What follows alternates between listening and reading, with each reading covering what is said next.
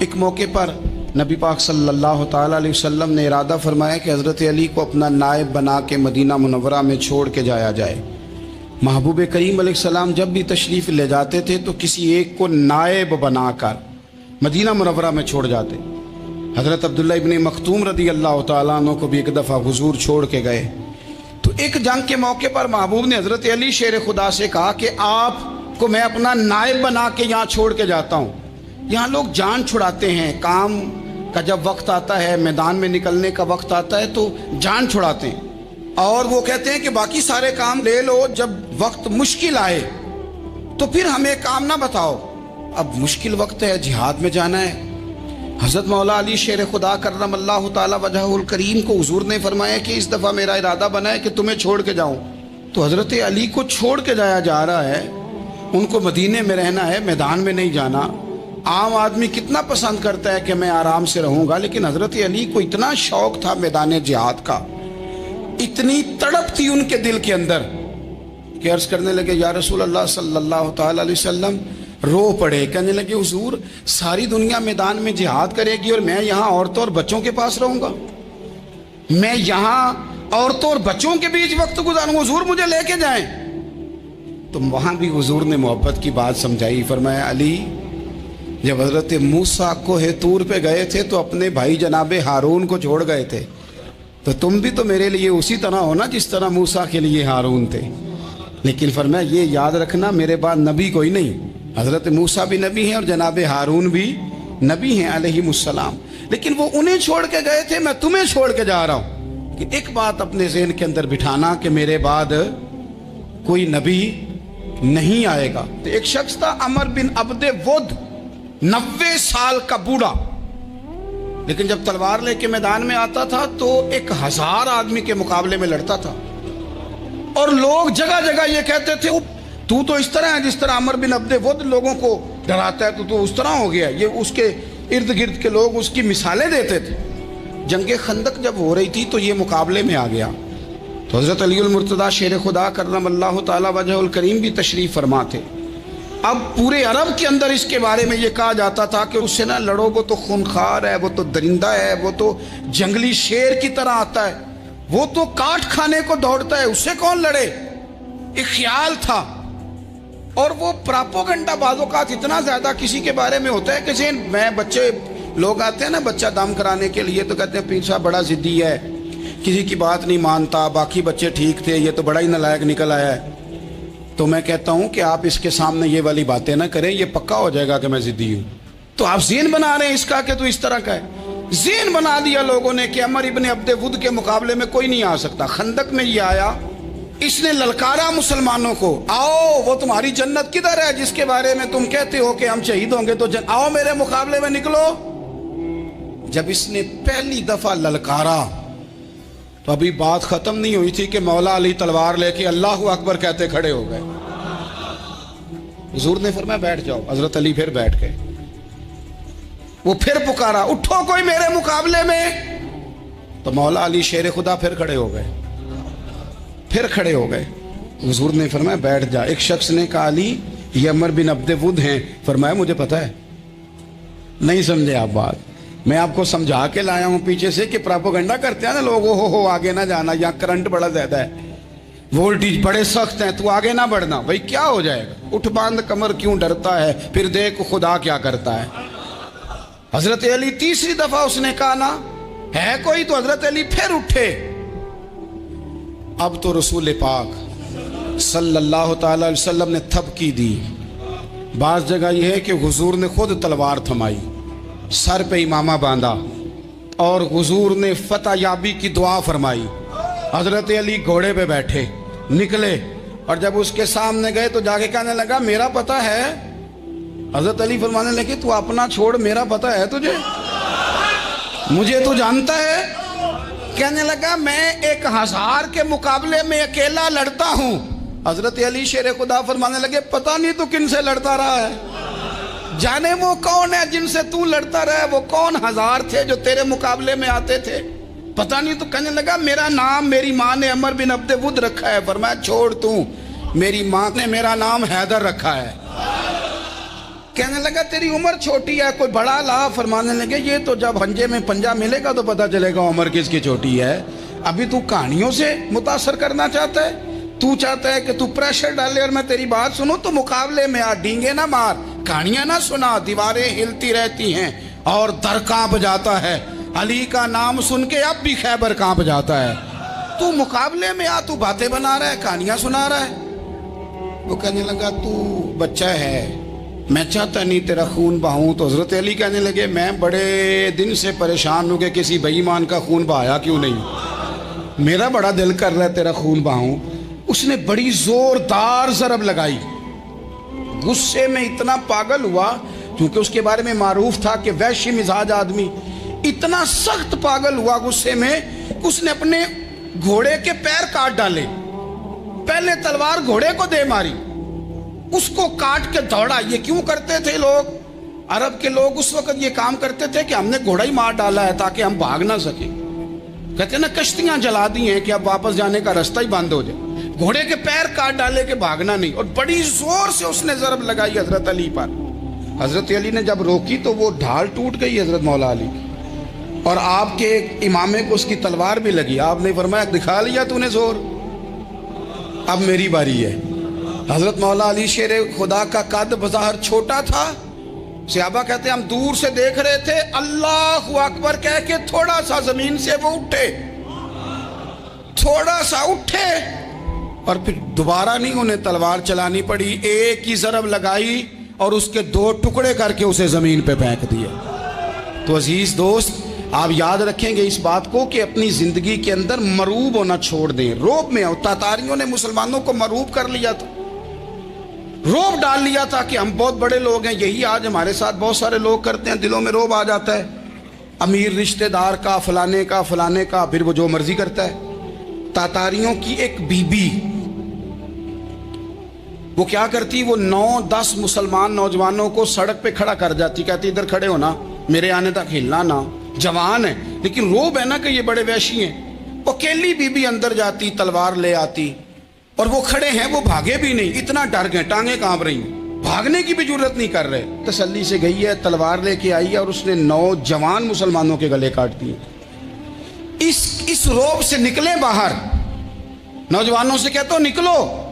اور جن لوگوں نے دنیا میں انقلاب برپا کیا وہ غریب گھروں کے تھے، وہ لوگ تھے کہ جو بظاہر کسی بڑے قبیلے سے نہیں تھے۔ آپ محنت کریں، تعلیم حاصل کریں، جد و جہد کریں، مشقت کریں، اپنی زندگی میں کچھ مقاصد کے حصول کے لیے آگے بڑھیں۔ اور اگر آپ کہیں کہ دائیں بائیں میرے فلاں آدمی مجھے یہ مشورہ دے رہا ہے، تو کچھ لوگ دنیا میں باتیں کرنے آئے ہیں، انہوں نے باتیں کرنی ہیں اور بڑا فائدہ ہوتا ہے، ان کو باتیں کر لینے دیں، ان کو کرتے رہنے دیں۔ کام کرنے والا بندہ کام کرتا ہے اور کرتا ہی چلا جاتا ہے، وہ منزل تک پہنچ جاتا ہے۔ تو حضرت علی کے مزاج میں دلیری ہے، ہمت ہے، ایک بات، اور دوسری بات دانائی، حکمت۔ یہ جو ہمارے فیصلے ہیں نا جذباتی، اور جناب آج فلانے نے یہ کہہ دیا تو میرا پروگرام یہ بن گیا، تو پھر کل کسی نے اور کچھ کہہ دیا تو میرا پلان اور بن گیا۔ میں سب سے زیادہ ان لوگوں کے حق میں پریشان ہوتا ہوں جو سویرے کچھ اور کہتے ہیں، دوپہر کو کچھ اور کہتے ہیں، شام کو کچھ اور کہتے ہیں۔ بھئی آپ کا کوئی نظریہ ہونا چاہیے، کوئی ویژن ہونا چاہیے زندگی میں، آپ کے اندر کوئی حکمت اور دانائی ہونی چاہیے۔ اس کے لیے کیا کرنے کی ضرورت ہوتی ہے؟ اس کے لیے ضرورت ہوتی ہے کہ آپ کا ذہن ایک طرف ہو۔ میرے اسا فرمایا کرتے تھے زندگی میں ایک کام کر لو پر صحیح کر کے کر لو۔ ہم نے تو سارے کام کرنے ہیں۔ آج کل ہر بندہ صحافی ہے، ہر بندہ تجزیہ نگار ہے، ہر بندہ سیاستدان ہے، ہر بندہ ہی مفتی ہے، ہر بندہ ہی جناب واعظ ہے، ہر بندے کے پاس ہی کچھ مسئلے۔ اس کا نقصان یہ ہے کہ کسی کے پاس بھی کچھ نہیں۔ وہ کسی درویش نے کہا تھا کہ جب سب لیڈر ہوں تو سمجھو کوئی لیڈر نہیں، کیونکہ سارے جو لیڈر ہو گئے۔ میرے عزیز، ایک طرف ذہن کو رکھیں اور اپنے اس کام میں کمال پیدا کریں۔ حضرت مولا علی شیر خدا کو اللہ نے حکمت دی تھی۔ نبی پاک صلی اللہ تعالی وسلم کے صحابی حضرت عبداللہ ابن مسعود رضی اللہ تعالیٰ عنہ فرماتے ہیں، امام ابو نعیم نے لکھا ہے کہ حضرت عبداللہ ابن مسعود فرماتے ہیں نبی پاک صلی اللہ علیہ وسلم نے فرمایا اگر حکمت کے 10 حصے کیے جائیں نا، دانائی کے 10 حصے کیے جائیں، تو اس میں سے 9 حصے اللہ تعالیٰ نے حضرت علی کو عطا فرمائے، اور ایک قصہ باقی لوگوں کو ملا ہے، دانا تھے، معاملہ فہم۔ کچھ بندے بڑے منافق قسم کے تھے، تو حضرت علی اذان ہو گئی تو وہ حضرت مولا علی شیر خدا کے پاس آ گئے، اذان ہو گئی، حضرت علی نے جماعت کرانی، ان کا خیال تھا کہ آج ہم نے جماعت لیٹ کرانی ہے کسی طریقے سے۔ ہم چونکہ زیادہ باتیں، میں دوستوں سے کہتا ہوں بہت زیادہ خبریں نہ دیکھا کرو، بہت زیادہ بھی چیزیں نہ سنا کرو۔ آپ تو میرے بھائی موبائل کے اندر چلے جائیں گے، پھر باہر کی دنیا تو اور ہے، تو تھوڑا باہر بھی نکلیں تصویروں سے، تھوڑا باہر بھی آئیں، دیگر معاملات بھی دیکھیں۔ ہمیں بڑے بڑے اچھے لوگ زندگی میں مل جائیں گے، لیکن ہم ان کے قریب نہیں جاتے، ہم دیکھتے نہیں کہ اصل بات کیا ہے، سنی سنائی چیزوں پر زیادہ گمان کرتے ہیں۔ اب حضرت علی چونکہ بڑے دانا تھے، مسلح پہ بڑھ رہے ہیں، جماعت کھڑی کرنی، اللہ اکبر کہہ رہے ہیں، بندوں کا خیال تھا نماز لیٹ کرانی ہے، نے فٹافٹ حضرت علی سے کہا کہ حضور ذرا وہ جانور تو بتائیے گا کتنے ہیں جو انڈے دیتے ہیں، اور ذرا وہ بھی بتائیے گا جو بچے دیتے ہیں۔ یہ اب کتنے کو بندہ جانور گنے، آہستہ آہستہ بندہ شمار کرے، ہو بکری جو ہے وہ بچہ دیتی ہے، مرغی انڈا دیتی ہے، اور گائے جو ہے وہ بچہ دیتی ہے، اور بطخ جو ہے وہ انڈا دیتی ہے، بندہ تو یہ گننے لگ جائے۔ تو حضرت علی شیر خدا یہاں ہاتھ ہیں، فرمانے لگے گھر جا کے گن لینا، موٹی سی بات بتاتا ہوں، جن جانوروں کے کان باہر ہوتے ہیں وہ بچے دیتے ہیں، جن کے اندر ہوتے ہیں وہ انڈے دیتے ہیں۔ اللہ اکبر، نماز کی نیت باندھ لی، تم گننا گھر جا کے۔ موٹی سی بات بتا دیتا ہوں، وہ صاحب کہتے ہیں میں حضرت علی رضی اللہ تعالیٰ عنہ کو الجھانے آیا تھا، میں خود بڑا الجھ گیا، یہ کیا ماجرا ہے، کیا معمہ ہے کہ دو فکروں میں انہوں نے بات کو سمیٹا اور کمال کر دی۔ کہنے لگے گھر جا کے گننا، یہاں ٹائم نہیں، نماز کا وقت ہے، بس جن کے کان اندر ہے نا وہ انڈے دیتے ہیں، اور جن کے باہر ہیں وہ جا کے حساب کرنا۔ آپ ڈھونڈ لیں، تلاش کر لیں، چلے جائیں ماہرین کے پاس، پر شیر خدا شیر ہی ہیں۔ حضرت مولا علی کے جملوں میں کمال ہے، ان کی دانائی، ان کا تدبر، ان کی حکمت، ان کا فہم، ان کی فراست، ان کا کمال۔ ایک شخص بڑی دور سے آیا، اس نے کہا حضور مجھے نا لمبی باتیں یاد نہیں رہتی، دو باتیں بس بتا دیں میں عمل کروں تو زندگی بن جائے، دو باتیں۔ تو حضرت علی فرمانے لگے لمبی امیدیں نہ لگانا، لمبی امیدیں نہ لگانا، موت کا پتہ نہیں کب آ جائے گی۔ منصوبہ بندی ضرور کرنا آنے والی نسلوں کے لیے، اپنی ذات کے لیے لمبی امیدیں نہ باندھنا، یہ بھی کر لوں گا، یہ بھی کر لوں گا۔ ہم ریٹائر نہیں ہوتے زندگی بھر، پلان پہ پلان، پلان پہ پلان۔ تو اگر ہم پلان کر رہے ہوتے ہیں تو جو ہمارے نیچے ہوتے ہیں وہ ہمیں ریٹائر کرنے کا پلان کر رہے ہوتے ہیں۔ اولادیں تک والدین کو کمزور کرنے کے در پہ ہوتی ہیں کہ اب یہ ہٹے تو ہماری باری آئے۔ حضرت علی فرمانے لگے دو کام، ایک تو لمبی امید نہ باندھنا، اور دوسرا فرمایا اپنے نفس کی خواہش کی پیروی سے بچنا۔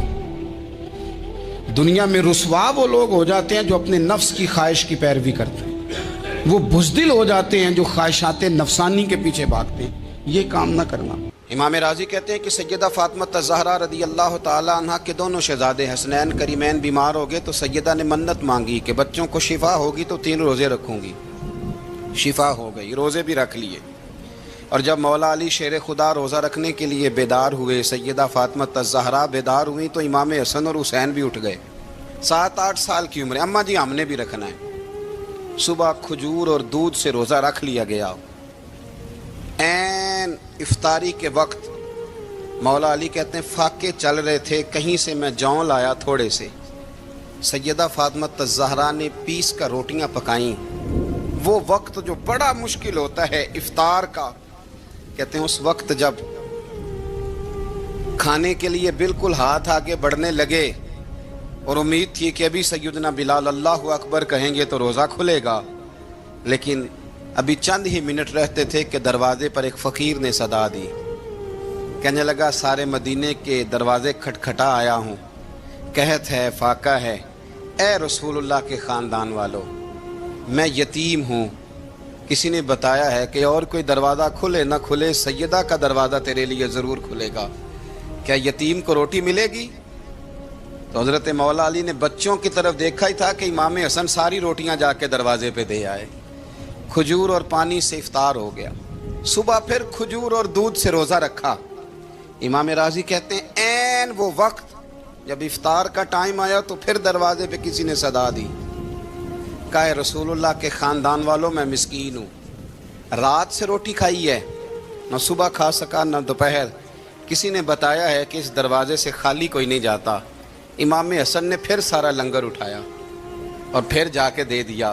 تیسرا دن پھر ہوا۔ مجھے لگتا ہے کہ جب افطار کا ٹائم آیا ہوگا نا تو یہ خود ہی سارے دروازے پہ دیکھتے ہوں گے، یہ کوئی آیا نہیں لینے والا ابھی تک۔ لگتا ہے کہ نظریں دروازے پہ تھیں۔ عین افطار کے وقت 3 روٹیاں جب جاؤں کی پک کے آئی تو ایک بھکاری نے صدا دی، کہنے لگا میں قیدی ہوں، آج ہی قید سے رہائی ملی ہے، پہلے دن کسی کے دروازے پہ صدا دی ہے روٹی ملے گی۔ امام حسن وہ کھانا دے کے واپس لوٹے، کھجور اور پانی سے افطار ہوا، اور جیسے ہی مسجد نبوی میں تینوں باپ بیٹا نماز پڑھنے گئے تو مولا علی کہتے مجھے بتانا نہیں پڑا، رسول کریم نے میری طرف دیکھ کے فرمایا علی تیرا، فاطمہ کا، حسن اور حسین کا 3 دن والا عمل خدا کو بھی بڑا پسند آیا ہے اور محمد مصطفیٰ کو بھی بڑا پسند آیا ہے، بڑا پسندیدہ عمل۔ میں کہتا ہوں کہ حضرت فاطمہ نے نا ان کی تربیت پہلے ہی کر دی تھی، 3 دن بغیر افطار کے روزہ رکھنے کی، وہ ٹریننگ گھر سے ہو چکی تھی۔ اب میدان کربلا میں 3 دن بھوکا پیاسا رہنا ان کے لیے مشکل نہیں تھا۔ حضرت جناب سیدہ زینب بنت ابی رافع کہتی ہیں کہ سیدہ فاطمہ الزہرا نا ایک دن اپنے دونوں شہزادوں کو لے کے، جب حضور کی طبیعت مبارک بظاہر علیل تھی جس میں حضور کا وصال ہوا، دونوں شہزادے لے کے سیدہ فاطمہ نبی کریم کی بارگاہ میں گئیں، کہنے لگی یا رسول اللہ میرے بچوں کو کچھ دیجئے سیدہ پاک۔ تو حضور اٹھ کے بیٹھ گئے، اس کندھے سے امام حسن کو لگایا اور اس سے امام حسین کو لگایا اور فرمایا فاطمہ یہ جو میرا حسن ہے نا اس کو میں اپنی ہیبت اور سرداری دیتا ہوں، اور فرمایا یہ جو میرا حسین ہے نا حسین کو میں اپنی جرت اور سخاوت دیتا ہوں، میرا حسین جرت مند ہوگا اور سخی ہوگا۔ داتا گانج بخش علی حجویری، امام الاولیاء، سید الاصفیاء، داتا صاحب کشف المعجوب میں فرماتے ہیں ایک دن نا امام حسین کے پاس ایک شخص آیا بڑی دور سے کچھ مانگنے کا، حضور کچھ دیجئے۔ وہ شخص کہتا ہے کہ میرا ظرف یہ تھا کہ 4-5 دینار ملیں گے، تو امام حسین فرمانے لگے تھوڑی دیر بیٹھ جا، رزق آ رہا ہے۔ تو امام حسین کو حکومت وقت کی طرف سے نا 5 تھیلیاں ملی، جس میں ایک تھیلی میں 500 اشرفیاں تھیں، 5 تھیلیاں آئیں، لیکن اس کو آنے میں نا ذرا دیر ہو گئی۔ وہ 5 تھیلیاں جب آئی نا تو امام حسین اس کی طرف 5 تھیلیاں بڑھا کے نا، ذرا دیکھنا میری طرف غور سے، 5 تھیلیاں بڑھا کے نا تو فرمانے لگے میاں جتنا تجھے انتظار کرایا نا اتنی ہم تیری حاجت پوری نہیں کر سکے، تو یہ نہ محسوس کرنا کہ حسین کے دروازے پہ بیٹھا بھی رہا ہوں تو ملا کیا ہے، یہ نہ محسوس کرنا۔ وہ شخص کہتا ہے جب میں نے وہ تھیلیاں کھولی اور پھر میری نظر امام حسین پہ پڑی تو میرے اندر سے آواز آئی اگر حسین ابن علی اتنے سخی ہیں تو محمد عربی کتنے سخی ہوں۔ اگر یہ معیار ان کا ہے، ان کا یہ معیار ہے، اور خود بھیک دیں خود ہی کہیں منگتے کا بھلا ہو، خود کہنے لگے جتنا انتظار کرایا ہے اتنی تیری مدد کر سکے، یہ سخاوت کا معیار تھا، یہ طریقہ تھا۔ ایک دفعہ سیدنا امام حسین رضی اللہ تعالیٰ عنہ کے گھر کے اندر نا 5000 دینار آئے، مسجد میں تھے، آپ کو 5000 دینار ملے تو امام زین العابدین کہتے ہیں کہ مسجد سے لے کر گھر آنے تک امام حسین نے 5000 اللہ کے رستے میں خیرات کر دی۔ فرماتے میں نے کہا ابا جی 5 دینار کی گھر میں ضرورت تھی، مالاں والے سخی نہیں ہوندے تے سخیاں کل مال نہیں ہوندا، ایتھے اوتھے دوویں جہانی سخی کنگال نہیں ہوندا۔ کہا ابا جی 5 دینار کی گھر میں ضرورت تھی، تو کہتے ہیں مجھے فرمانے لگے بیٹا یہ جن کو میں نے دیا ہے نا یہ گھر کے لیے ہی دیا ہے، یہ گھر کے لیے ہی دیا ہے، جن کو دیا ہے تمہارا کیا خیال ہے یہ باہر خرچ ہوا ہے، یہ گھر کے لیے ہی ہے۔ اس لیے کہ جب انسان دوسروں پر شفقت کرتا ہے تو اللہ اس کے گھر پہ رحمت فرماتا ہے۔ امام حسین کے مزاج میں پہلی بات میں نے ذوق عبادت کی عرض کی، دوسری بات عرض کر رہا ہوں کہ صحابہ حضرت اسامہ بن زید بڑے پیارے ہیں میرے نبی کریم کے، بڑے پیارے۔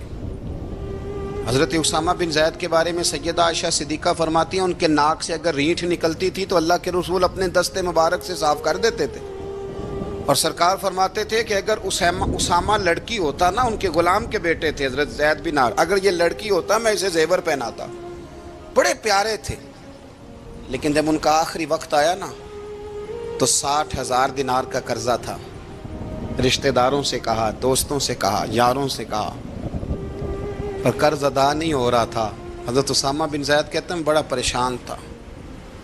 جب حد ہو گئی نا تو حضرت اسامہ بن زید فرمانے لگے جاؤ کوئی حسین ابن علی کو خبر کرو، ان سے کہو میں نا غلام ہوں آپ کے نانا کا، مقروض دنیا سے چلا گیا تو کیا بنے گا۔ امام حسین کو خبر ملی تو دوڑے آئے۔ لاجپال اس پیر کو نہیں کہتے جو تگڑا نذرانہ لے کے تو ماتھا چوم لے، لاجپال تو اس کو کہتے ہیں کہ جب ضرورت پڑے تو وہ سر پہ موجود ہو۔ حضرت سیدنا امام حسین تشریف لائے تو جناب اسامہ بن زید رو پڑے، کہنے لگے حضور میں نے نا غلامی کی ہے آپ کے نانا کی، اور اس غلامی پہ ناز ہے، اب 60,000 دینار کا قرضہ لے کے دنیا سے جاؤں گا تو میری قبر پہ بوجھ رہے گا۔ امام حسین خادم کو بھی کہہ سکتے تھے جاؤ گھر پیسے پڑے ہیں لے آؤ، امام حسین خود گئے، چادر اوڑھ کے تو اس کی اوٹ میں بکل میں 60,000 دینار چھپا کے لائے اور جناب اسامہ بن زید کے سامنے رکھ کے کہنے لگے اسامہ یار پیسے رات کو ہی آئے تھے، میں سوچ رہا تھا مجھے تو ضرورت نہیں، اللہ نے کس کا نصیب میرے گھر میں بھیج دیا ہے، مجھے تو حاجت ہی نہیں تھی، اب پتہ چلا پیسے تیرے تھے، اللہ نے حسین کی ڈیوٹی لگائی ہے کہ جا کے دے آ۔ حضرت اسامہ بن زید رو پڑے، فرمانے لگے اللہ آپ کو بہترین صلہ عطا فرمائے۔ امام بڑا ہی پیار کرتے تھے، گھوڑے پہ جا رہے تھے، کچھ فقیر غریب لوگ بیٹھ کے روٹی کھا رہے تھے، کھا کہاں رہے تھے سڑک کے کنارے، تو امام زین العابدین فرماتے ہیں کہ جب امام حسین گزرے تو انہوں نے آواز دی حضور دل کرتا ہے ہمارے ساتھ بیٹھ کے روٹی کھائیں۔ کائنات کے مالک و مختار کے نواسے اور دنیا کے سب سے بڑے شہزادے گھوڑے سے اترے اور غریبوں کے ساتھ سڑک پہ بیٹھ گئے، روٹی کھانے لگے اور دیر تک کھاتے رہے، اور جب فارغ ہو گئے تو فرمانے لگے کھانے کی ضرورت بھی نہیں تھی، حاجت بھی نہیں تھی، پر تم نے آواز دی تو دل رکھنے کو بیٹھ گیا تھا، اگر اجازت دے تو چلا جاؤں۔ یہ مزاج تھا، یہ طبیعت تھی۔ آپ کے ایک بھائی ہیں چھوٹے، حضرت محمد بن حنفیہ نام ہے، حضرت مولا علی شیر خدا رضی اللہ تعالیٰ عنہ کی دوسری بیوی سے۔ ایک دن حضرت امام حسین ان کے گھر میں بیٹھے تھے تو کسی بات میں نا اختلاف رائے ہو گیا، تو امام علی مقام ناراض ہو گئے، فرمایا آج کے بعد تیرے گھر نہیں آؤں گا، رومال اٹھایا چلے گئے۔ لوگوں نے حضرت محمد بن حنفیہ رضی اللہ تعالیٰ عنہ سے کہا حسین تو ناراض ہو گئے، کبھی نہیں آئیں گے۔ آپ فرمانے لگے بھائی تمہارا ہے کہ میرا؟ جی بھائی تو آپ کے ہیں۔ فرمایا اگر کہو تو چند منٹوں میں حسین واپس آئے۔ جناب ناراضگی ہو گئی ہے۔ فرمایا ناراضگی ہوئی ہے پر میں اس کے دل کی نرمی کو تو جانتا ہوں نا، اس کے مزاج کے اندر جو محبت ہے اس سے تو ابھی آئے۔ کہ جناب وہ کیسے؟ فرمانے لگے دیکھنا ذرا۔ تو امام حسین نے خط لکھا، حضرت محمد بن حنفیہ نے رکا لکھا، کہنے لگے حسین میرے باپ کا نام بھی علی ہے اور آپ کے باپ کا نام بھی علی ہے، پر ایک فضیلت ایسی ہے جس میں میں آپ کا مقابلہ نہیں کر سکتا، وہ یہ ہے کہ آپ سیدہ فاطمہ تو زہرا کے لال ہیں، اب محمد مصطفیٰ علیہ السلام کے نواسے ہیں۔ کہنے لگے بھائی جان آپ نے نانا جان کی وہ حدیث تو سنی ہوگی کہ دو لوگ ناراض ہو جائیں تو جو صلح پہلے کرے جنت میں پہلے جائے گا۔ فرمانے لگے دل میرا کر رہا تھا کہ پہلے صلح کر لوں، لیکن پھر بڑے بھائی کو پشت کروں گا جنت میں جاتے ہوئے، یہ بھی تو بے ادبی ہے نا۔ اب خط میں نے لکھ دیا ہے، آپ کا جو ارادہ ہو۔ امام حسین نے خط پڑھا تو آنکھوں میں آنسو آ گئے، پھر سے رومال اٹھایا۔ بچے پوچھنے لگے کہاں جا رہے ہیں؟ کہا بھائی کے گھر جا رہا ہوں۔ کہا آپ تو ناراض تھے؟ فرمایا تھا ناراض پر ہے تو میرا بھائی نا، ہو گئی بات ختم۔ بڑی دل میں نرمی، طبیعت میں سوز، لہجے میں گداز۔ حضرت امیر معاویہ رضی اللہ تعالیٰ عنہ نے ایک شخص کو بھیجا مدینہ منورہ شام سے، تو اس نے کہا میں نے امام حسین سے ملنا ہے، تعارف کیا ہے؟ جناب امیر معاویہ فرمانے لگے مسجد نبوی میں جانا جس کے گرد لوگ سب سے زیادہ ادب سے بیٹھے ہوں اور جس کی باتیں سب سے زیادہ میٹھی ہوں اور جس کی نظریں سب سے زیادہ جھکی ہوں اور جس کے چہرے پر تمہیں سب سے زیادہ وقار نظر آئے وہی علی کے بیٹے حسین ہوں گے۔ جو سب سے زیادہ تمہیں وہاں ماحول کے اندر جو شخص نظر آئے پوچھنے کی ضرورت نہیں پڑے گی۔ وہ شخص کہتا میں مدینے آیا تو میں نے واقعی ایک شخص کو دیکھا، نقش شہد کے گرد مکھیوں کا اتنا ہجوم نہیں ہوتا جتنا امام حسین کے گرد رسول اللہ کے غلاموں کا ہجوم تھا. لیکن نظریں جھکی ہوئی، باتیں میٹھی، لہجہ گداز گداز، لفظوں میں رانائی، اور لوگ کئی باتیں پوچھتے تو علی کے صاحبزادے ایک آدھ جملہ بولتے تو لگتا یہ کہ وہ جملہ سیدھا دل میں اترتا چلا جاتا ہے. امام علی مقام کے کردار میں نا کچھ باتیں بڑی زیادہ تھیں، بہت زیادہ تھیں، بڑا حسن تھا. ایک بات تو یہ تھی، امام حسین رضی اللہ تعالیٰ عنہ کا علم و فضل بڑا کمال کا تھا. ایک دفعہ